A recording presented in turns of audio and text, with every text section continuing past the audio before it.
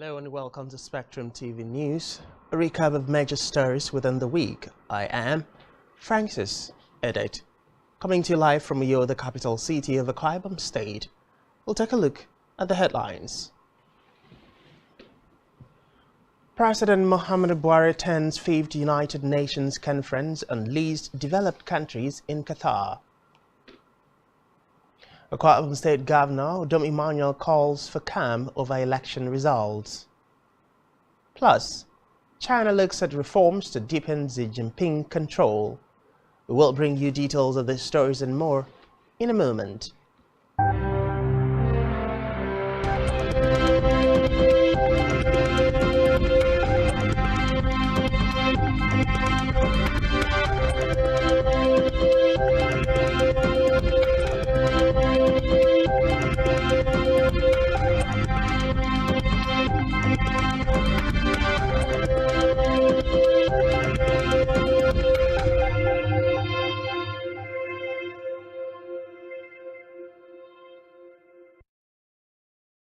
And sincere apology for bringing you the news behind time. We begin our recap news with a report that President Muhammadu Buhari yesterday arrived Doha, the Qatari capital, to attend the 5th United Nations Conference on Least Developed Countries. This is according to updates obtained from the President's Special Advisor on Digital Communications, Bashar Ahmed. In an earlier statement signed by the Senior Special Assistant to the President in Media and Publicity, Garba Shehu, Buhari's visit is the instance of the Emir of Qatar, Sheikh Tamim bin Hamad Al Thani. According to Shehu, President Buhari and his counterparts from across the world will converge in Qatar between March 5 to 9, 2023 to discuss the theme From Potential to Prosperity. The trip comes 6 months after the government of Qatar declined an earlier visit slated for September 11 and 12, 2022 because the proposed dates were not suitable.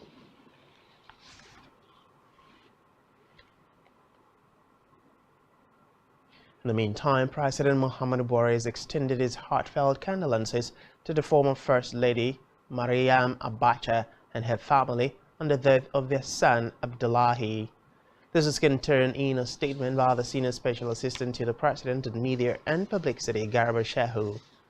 According to the statement, the President's prayers and thoughts are with the family of Abacha as they grieve the passing of their young Abdullahi.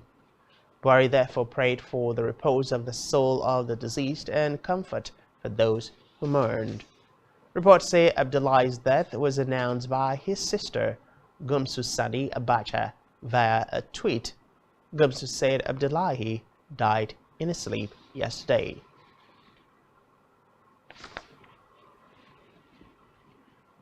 Away from that, following his announcement as Nigeria's president-elect at the just concluded presidential elections by INEC, Vice President Yemi Osinbajo within the week paid President-elect Bola Tinubu compliments on his victory at the recently concluded 2023 presidential elections. Tinubu, who campaigned on the platform of the All Progressives Congress APC, was declared the winner by the Independent National Electoral Commission INEC in the small hours of the same day.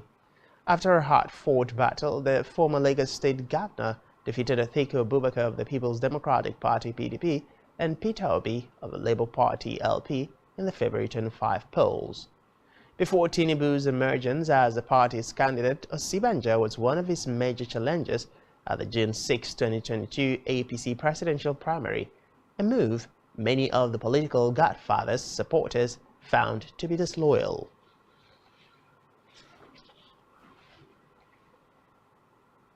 We move to the legislature, where the Senate in the course of the week confirmed the nomination of Mahmouda Issa as Resident Electoral Commissioner Rec of the Independent National Electoral Commission (INEC).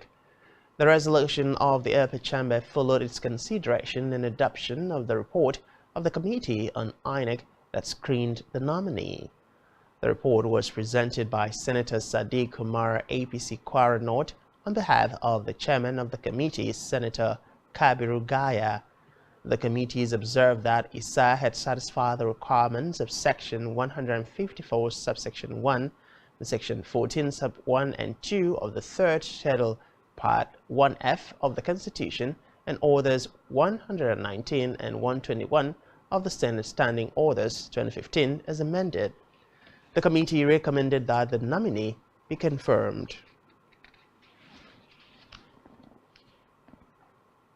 Still from the red chambers, the Senate within the week congratulated the All Progressives Congress APC presidential candidate Bola Tinubu on his victory in the just concluded 2023 presidential elections.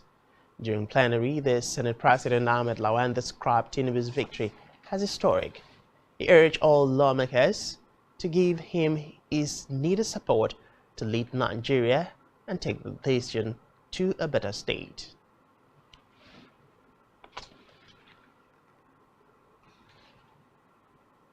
In the meantime, the majority leader of the House of Representatives, Al-Hassan Doguwa, has been arrested by the police for allegedly being involved in the killing of 3 individuals.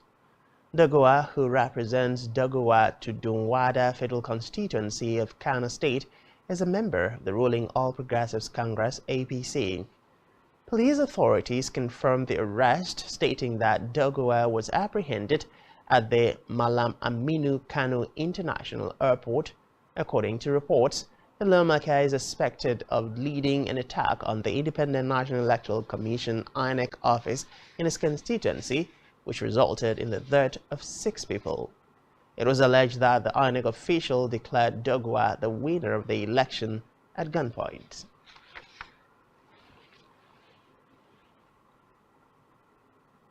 Away from that, the ruling All Progressives Congress APC has described the victory of its presidential candidate Asiwaju Bola Ahmed Tinubu and his running mate Kashim Shettima as well-deserved accomplishment.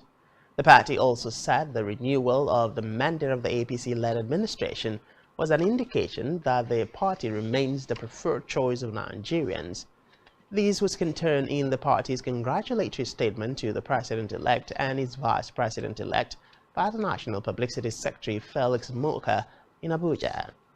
Dedicating the victory to the Nigerian people, the ruling party admitted that the overwhelming support by the people resulted in a renewed mandate for the party.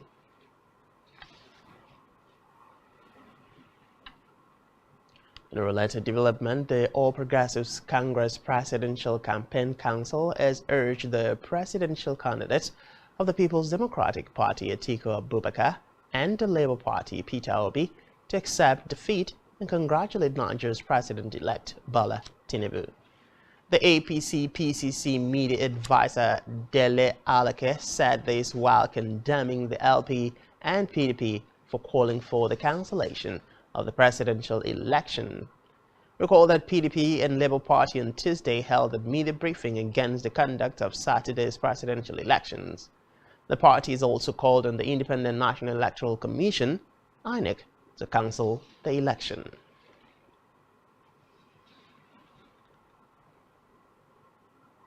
Meanwhile, the Independent National Electoral Commission, INEC, has scheduled the issuance of certificates of return to elected members of the National Assembly for Tuesday and Wednesday, March 7th and 8th, respectively. INEC Chairman Professor Mahmood Yakubu stated this while giving his address at a meeting with resident electoral commissioners (RECs) in Abuja. Yakubu said winners were declared for 423 legislative seats, indicating that supplementary elections would be conducted in 46 other constituencies. The elected legislators include 98 out of 109 Senate and 325 out of 360 House of Representatives seats. 7 parties won in the Senate, while 8 parties won House of Representatives seats. According to him, certificate of return will be presented to senators-elect on Tuesday, 7th March 2023 at 11 a.m. at the National Collation Center, the International Conference Center, Abuja, while members of the House of Representatives-elect will receive theirs the following day, Wednesday, 8th March 2023 at 11 a.m. at the same venue. According to him, in terms of party representation, the 2023 set is the most diverse National Assembly since 1999.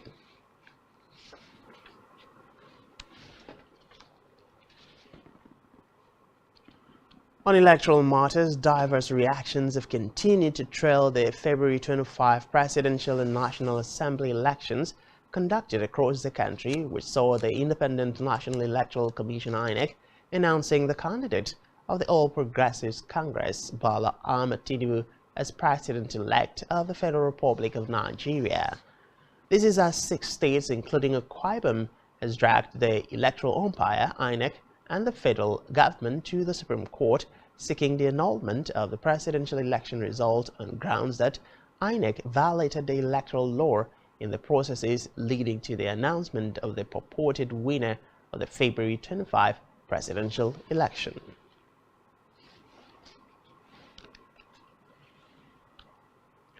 Meanwhile, the Labour Party has said it has engaged the services of at least 20 senior advocates of Nigeria to challenge the outcome of the February 25 presidential election on behalf of its presidential candidate Peter Obi. According to the party, the lawyers drawn from different chambers were being furnished with materials that would be used as evidence in court. Recall that the president-elect and candidate of the All Progressives Congress, Bola Tinubu, was announced the winner of the keenly contested election last Wednesday. But Atiku Abubakar of the PDP and Peter Obi of the Labour Party rejected the result announced by the Independent National Electoral Commission INEC, with each claiming at separate press conferences that the election was fraught with violence and massive rigging.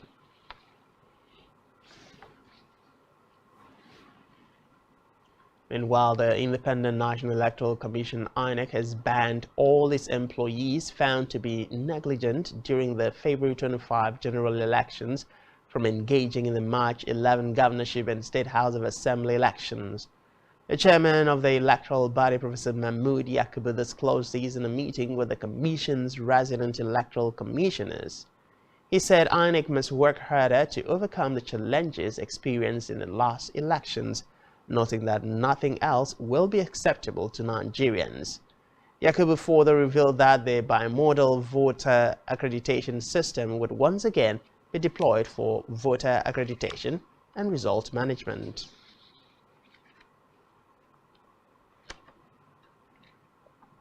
Meanwhile, the Nigerian National Petroleum Company Limited has assured Nigerians that it will ensure the seamless distribution of the premium motor spirit, otherwise known as petrol, as the countries prepare for the governorship and state assembly elections slated for March 11.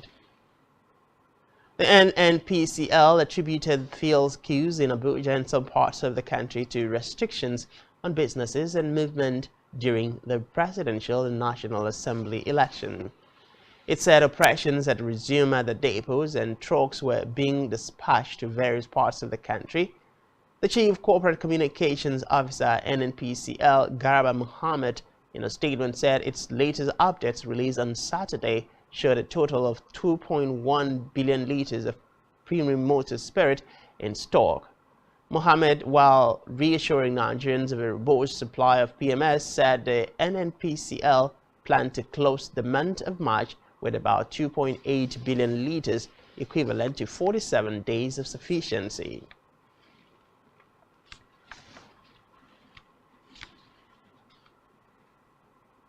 In the meantime, the Nigeria Consumer Protection Network has said that the national power grid will collapse if electricity generation hits 6,000 megawatts. The president of Nigeria Consumer Protection Network, Kunle Olubiyo, in a statement said Nigeria's highest quantum of electricity ever generated on its national grid was 5,802 megawatts, which was generated on March 1, 2021, and was evacuated at a frequency of 50.09 Hz.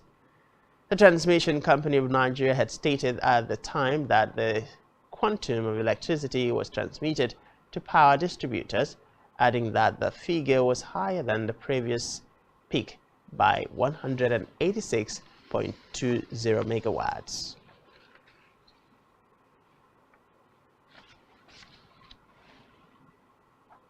Meanwhile, the Nigerian Society of Engineers has urged the federal government to patronize local engineers in accordance with the Executive Orders 5. This was as it called for the full implementation of the orders designed to promote the application of local content in technological innovation and allow local engineers access to procurement opportunities in contracts. The president of the society, Tasiu Gidari Wudil, made the call during a press conference held on Saturday in commemoration of World Engineering Day. Recall that on February 2nd, 2018, the President Muhammadu Buhari signed Executive Order 5 for the planning and execution of projects, promotion of Nigerian content in contracts in science, engineering and technology. But speaking to journalists, Wudil expressed disappointment about the ineffectiveness of the order to reduce the number of expatriates granted work permits. According to him, the act was to aim at producing more experts, identifying local skilled manpower, and mentor younger generations that has been neglected.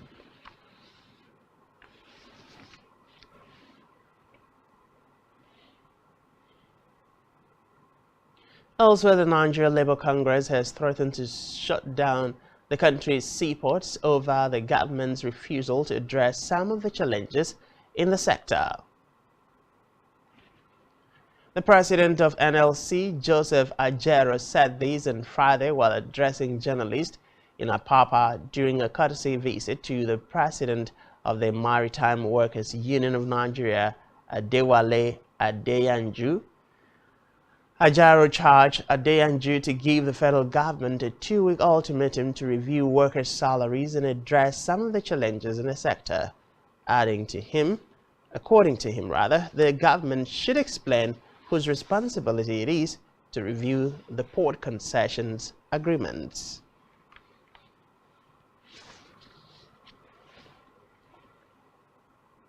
In the meantime, vice presidential candidate of the Labour Party, LP Yusuf Dati Baba Ahmed, has vowed to reclaim the party's mandate, noting that he and the LP candidate Peter Obi won the election.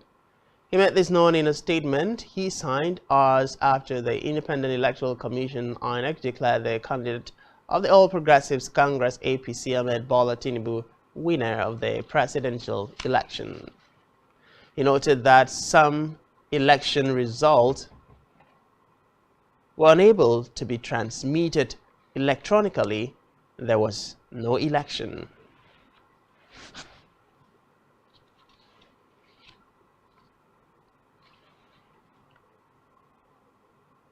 In a related development, the Labour Party candidate in the 2023 presidential election, Peter Obi, has addressed Nigerians following the declaration of Bola Ahmed Tinubu of the All Progressives Congress APC as the winner by the Independent National Electoral Commission INEC. Obi, in a post, spoke about the conference which took place at the nation's capital, where he addressed international communities and Nigerians. At the conference, a minute silence was observed for Nigerians who were victims of the election violence. Obi also vowed to ensure that he will reclaim the mandate of Nigerians whom he said he won the elections.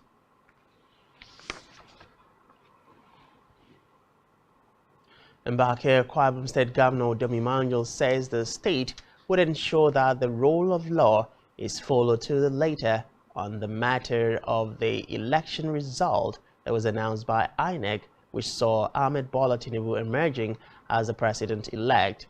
Speaking with Government House correspondent at the Victor Tai International Airport, Uyo, on the matter, Governor Emmanuel said there was no cause for alarm, assuring that the state would only abide by what is constitutional. The 6 states who were said to be challenging the outcome of the presidential election result in the apex court includes Adamawa, Akwa Ibom, Bayelsa, Delta, Edo, and Sokoto. The plaintiffs are said to argue that the electoral process which saw the emergence of Bola Ahmed Tinubu as the president-elect was flawed, given that results from each of the 176,974 polling units across the country were not uploaded to INEC server, hence a complete violation of the provisions of Section 25, subsection 47, paragraph 2, and other key sections of the 2022 Electoral Act. And still to come in the news, banks await instruction on all naira recirculation. Do stay with us.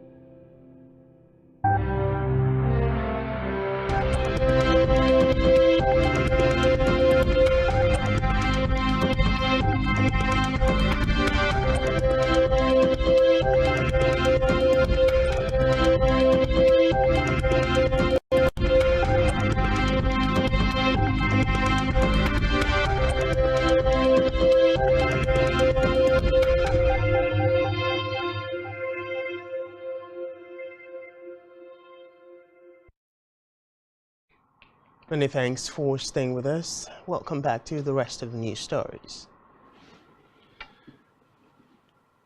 In Africa, some 300 West African migrants were set to leave Tunisia on repatriation flight Saturday, fearful of a wave of violence since President Kais Saied delivered a controversial tirade last month. Saied charged that migrants were behind most crimes in the North African country, fueling a spate of sackings, evictions, and physical attacks against the community. Meanwhile, the African Union has expressed deep shock and concern at the form and substance of Saied's remarks, while governments in sub-Saharan Africa scramble to organize the repatriation of hundreds of fearful nationals who flocked to their embassies for help. Meanwhile, more than 3,000 people demonstrated against Tunisia's government on Saturday at a rally organized by the powerful UGTT trade union, which called on President Kais Saied to accept dialogue. Saied has pushed through sweeping changes to the political system in the sole democracy to have emerged from the Arab Spring uprising, concentrating near total power in his office since he froze parliament and sacked the government in July 2021. In the biggest crackdown since the president's power grab, police have arrested around 20 prominent politician figures over the past 2 weeks, primarily Said's opponents. UGTT chief Nuruddin Tobobi accused the president of targeting the powerful union as part of a wider crackdown against critics.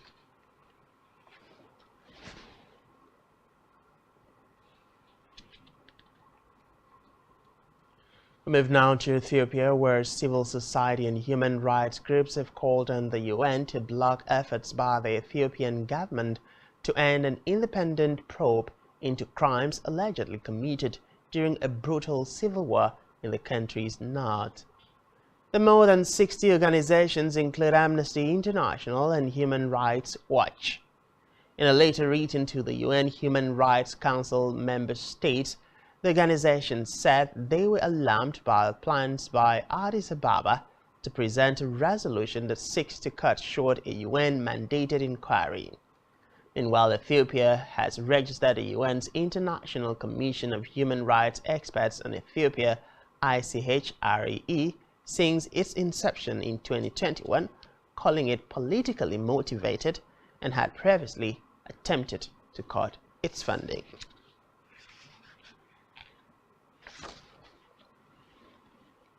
Still in Africa, over 1,000 Kenyan traders have reportedly protested in the capital Nairobi against Chinese traders.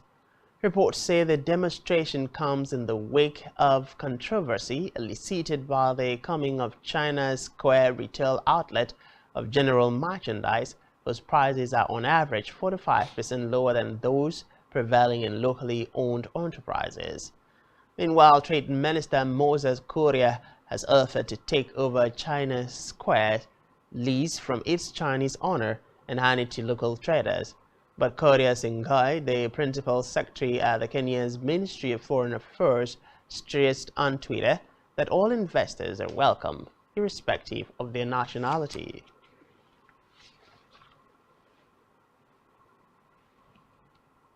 In the meantime, Burkina Faso has scrapped a 1961 agreement on military assistance with France, a move that comes only weeks after it told the French ambassador and troops supporting its anti-jihadist campaign to quit the country.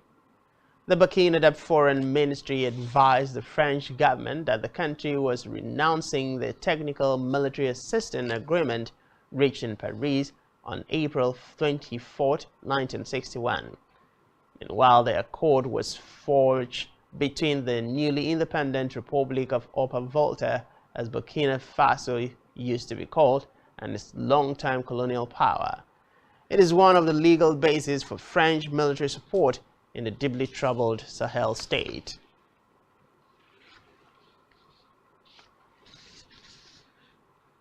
Away from that, the state-run news agency in Somalia says at least 10 Al-Shabaab militants have been killed in a security operation in the central Hiran region.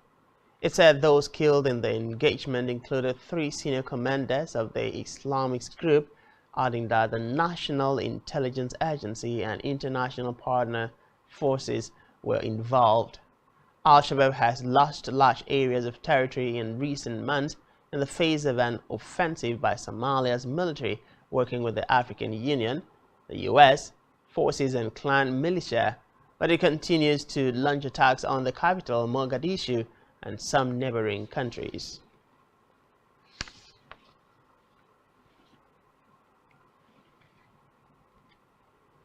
Elsewhere, flooding in Mozambique has isolated the town of Mabote in the southern province of Ihambane, with the Manfane-Nabote Road, the only land connected to the rest of the province, cut up. Provincial roads official Daddy Mendes explained that heavy rains that hit the province after the landfall of tropical cyclone Freddy made it difficult for vehicles and people to move around. He said the rains destroyed close to 700 kilometers of road across the province, disrupting traffic. Meanwhile, in the city of Beira, in the central Sofala province, the number of families looking for accommodation centers continues to increase because of their homes are flooded.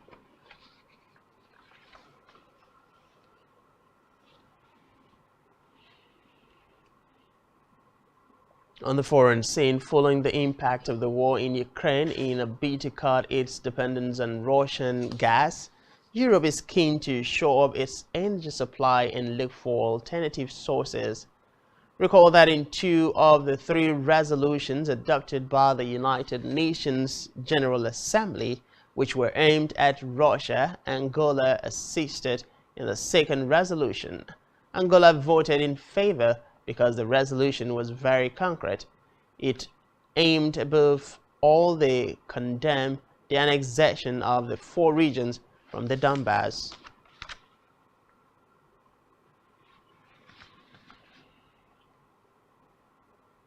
Meanwhile, nations have reached a historic agreement to protect the world's oceans following 10 years of negotiations. The High Seas Treaty places 30% of the seas into protected areas by 2030, aiming to safeguard and recuperate marine nature. The agreement was reached on Saturday after 38 hours of talks at UN headquarters in New York. The negotiations had been held up for years over disagreement on funding and fishing rights. Reports say the new agreement established in the treaty will put limits on how much fishing can take place, the routes of shipping lines, and exploration activities like these should be done when minerals are taken from a sea bed 200 meters or more below the surface.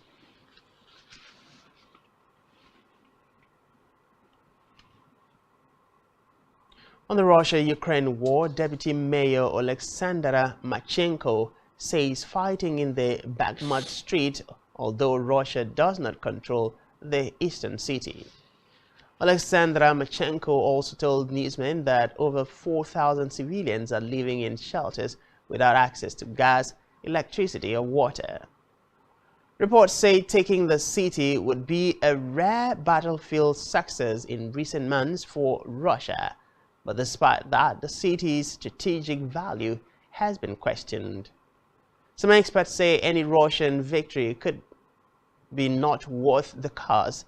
This is as thousands of Russian troops have died trying to take Bakhmut, which had a pre-war population of around 75,000. In another development, President Xi Jinping is set to deepen his control of China's government and economy as lawmakers meet in Beijing to pass a far-reaching programs and reforms. The National People's Congress (NPC), a rubber-stamp parliament, will confirm Xi's 3rd term as president and the appointment of his top team. They will also name a new premier, the 2nd in command after Xi, as the incumbent, Li Keqiang. Reports say the 2 sessions, as the meeting are known, are an annual affair. Reports say this year's session are particularly significant as delegates are expected to reshape several key Communist Party and state institutions. They'll also tighten control over bodies observing and overseeing the finance sector and scientific and technology work, while strengthening party building work in private businesses, according to the state media. The moves will likely further blur the lines between the Chinese Communist Party and the government and consolidate the party's control of the private sector. Away from that, the U.S. is working with Ukrainian pilots in the United States to determine how long it would take to train them to fly F-16 fighter jets. According to reports, 2 Ukrainian pilots are currently at the military base in the U.S., having their skills tested in flight simulators to see how much time they would need to learn to fly without various military aircraft, including F-16s. Meanwhile, U.S. Military Defense Secretary Lloyd Austin has said The Ukrainian pilots were in Tucson, Arizona for a familiarization event that he described as a routine activity as part of the military-to-military dialogue with Ukraine. The event allows the U.S. to better help Ukrainian pilots become more effective pilots and better advise them on how to develop their own capabilities.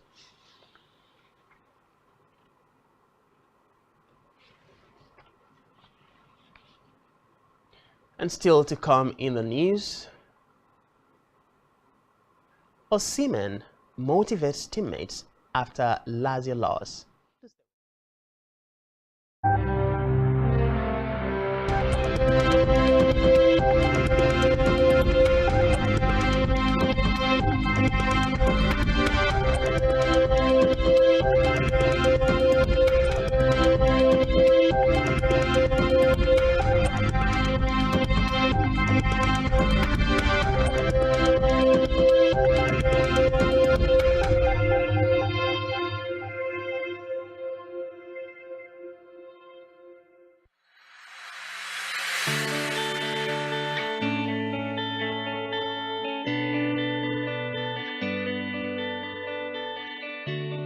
Every day, we bring you up-to-date information on topical issues affecting the common Nigerian. From issues on politics, hello Nigerians, I remain committed. Security,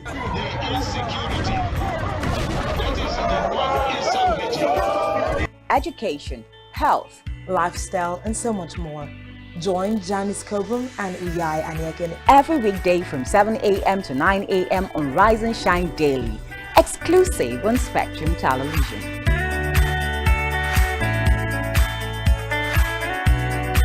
One truth not often told is about the transformation that Africa has undergone in recent decades. Africa is shaping its own destiny and should be referred to as the African opportunity.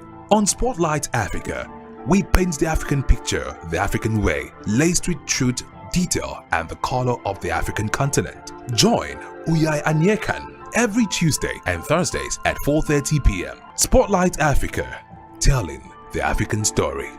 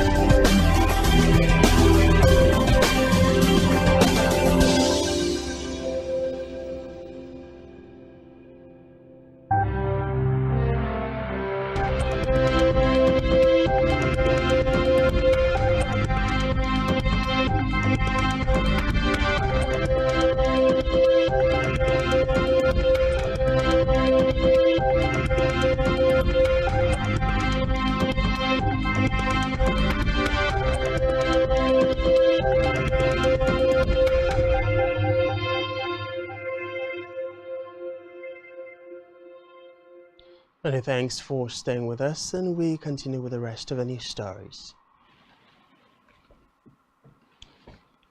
On a business news, the International Fund for Agricultural Development has stated that Africa needs a cumulative sum of $614 billion by 2030 to address its rising challenge of food insecurity and transform the food system. The Associate Vice President for External Relations and Governance, Ifat Santu, disclosed this in a report on financing food systems resilience in Africa, a starting point for transformation. He called for more finance and investments in Africa's food systems, innovations that reorient towards fairer outcomes, create jobs, and harness the potential of Africa's youth.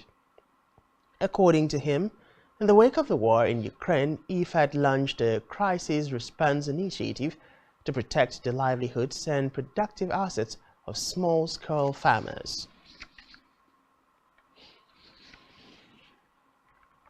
Meanwhile, the World Bank has reportedly disbursed at least $12 billion, almost half of which was to Africa, to help beneficiary countries cope with food shortage. In a new report on food security update and World Bank response to rising food insecurity, the bank noted that domestic food prices remained high all over the world, especially in low and middle-income countries. According to the bank, following Russia's invasion of Ukraine, trade-related policies imposed by countries have surged, and the global food crisis has been partially made worse by the growing number of food trade restrictions put in place by countries with a goal of increasing domestic supply and reducing prices beyond the fiscal stimulus. The World Bank Group stated it had partnered the G7 presidency and convened the Global Alliance for Food Security, which aimed to catalyze an immediate and concerted response to the unfolding global hunger crisis.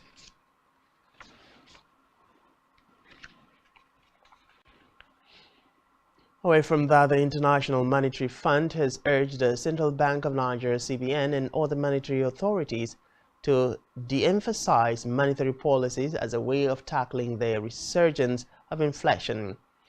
In a new report focused on rethinking monetary policy in a changing world, the Washington-based lenders said the ability of central banks to set monetary policies and control the economy in more uptight times hinges on its independence.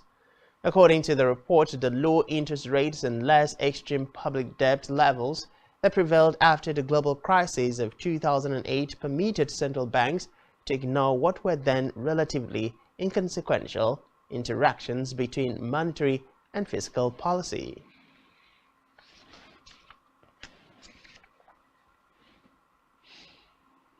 Meanwhile, there is an air of uncertainty among deposit money banks as they wait for the instruction from the Central Bank of Nigeria (CBN) over the recirculation of the old 500 naira and 1000 naira banknotes. The Supreme Court on Friday ordered that the old naira notes should be allowed to circulate along with the new notes until December 31st, 2023. Meanwhile, deposit money banks are reportedly yet to communicate with their customers if the old 500 and 1000 naira banknotes would be released into the economy, or the banks would only continue to release the new naira notes based on availability.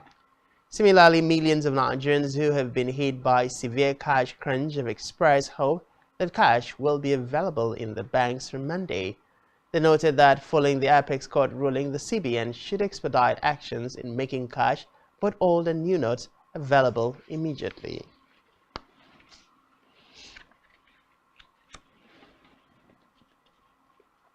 Away from that, the February Purchasing Managers Index data released by Stanbic IBTC Bank indicated that the shortage of cash across the country in the month of February might have a negative influence on the private sector halfway through the first quarter of the year. The report also showed that scarcity of cash also led to an increase in the cost of fuel and operational cost of businesses and organizations. Recall that in February, Nigerians were faced with fuel and naira scarcity.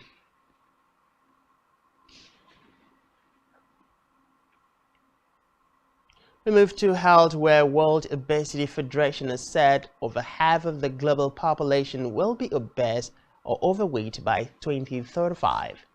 According to a report published by CBS News on Friday, the current trend may also lead to an increase in childhood obesity. In the 2023 World Obesity Atlas report, the WOF projected that 51% of the global population will be living with overweight and obesity within 12 years if prevention, treatment, and support do not improve. Meanwhile, the World Health Organization defines overweight and obesity as abnormal or excessive fat accumulation that presents a risk to health. A body mass index BMI over 25 is considered overweight, and over 30 is obese. The increases forecast in the report would mean 1 in 4 people will be living with obesity, compared to 1 in 7 today.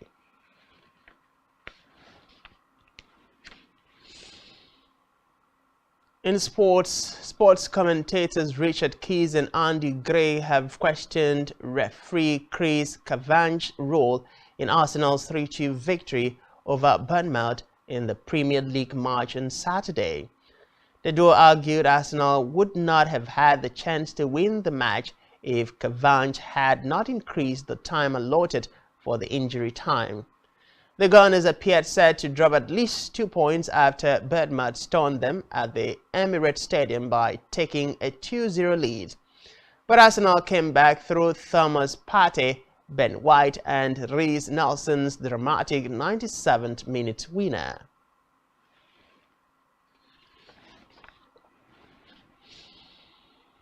Meanwhile, Nigerian forward Victor Osimhen was left with the task of motivating his Napoli teammates after they suffered their first home defeat of the 2022-2023 season in the Serie A.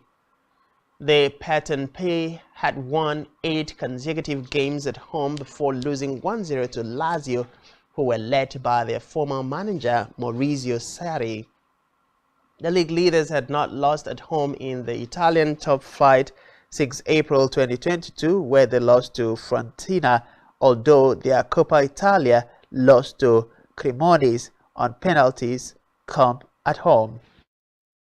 Close to scoring the equalizer, but his header rattled off the woodwork and bounced to safety.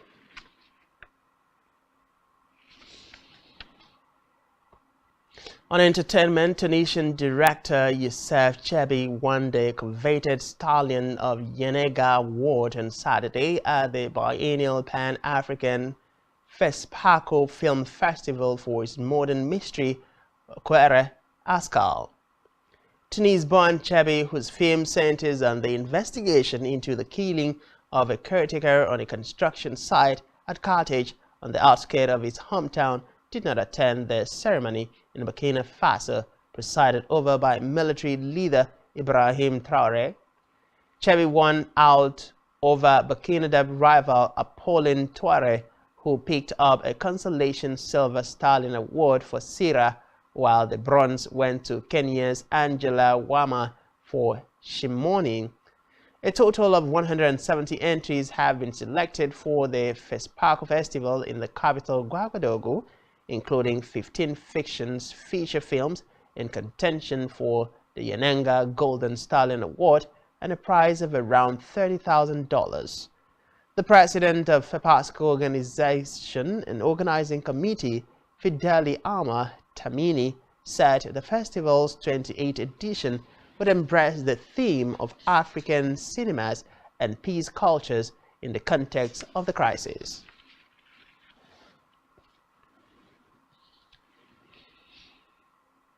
Meanwhile, Prince Harry has said he always felt slightly different to his family and that his late mother felt the same.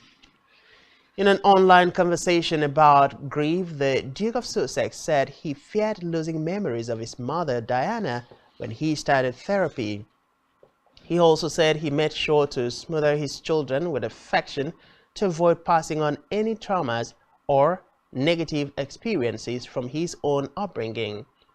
Reflecting on the public response to the work, the Duke of Sussex insisted that he was not a victim or seeking sympathy. He revealed that his own reaction to the controversial book's publication was to feel incredibly free.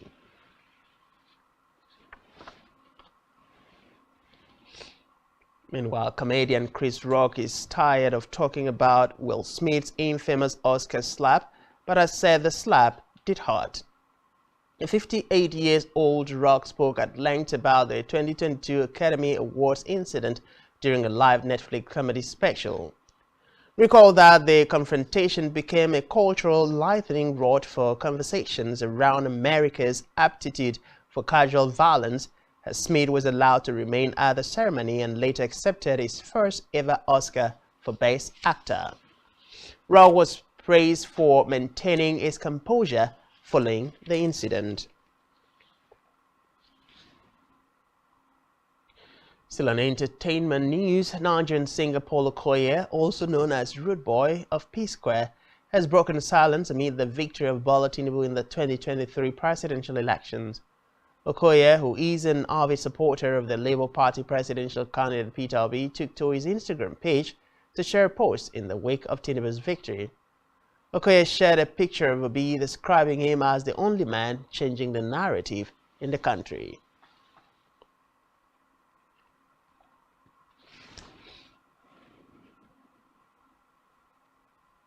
Still on entertainment news, Nigerian megastar Burna Boy and fast-rising sensation Victony will be joining American music stars Drake, Usher, and Summer Walker as part of the J. Cole's 2023 Dreamsville Festival in North Carolina.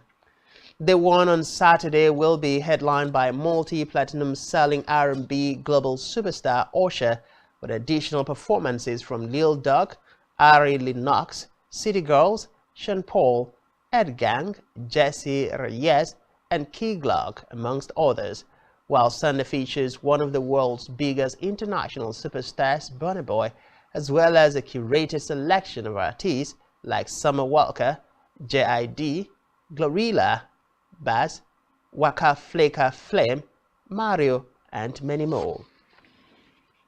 To close out the 2023 edition of Dreamville Festival on Sunday night, J. Cole will welcome fellow international icon Drake to appear as a special guest during his headlining set on the festival main stage, as the two will perform a medley of hits from each of their chart-topping catalogs.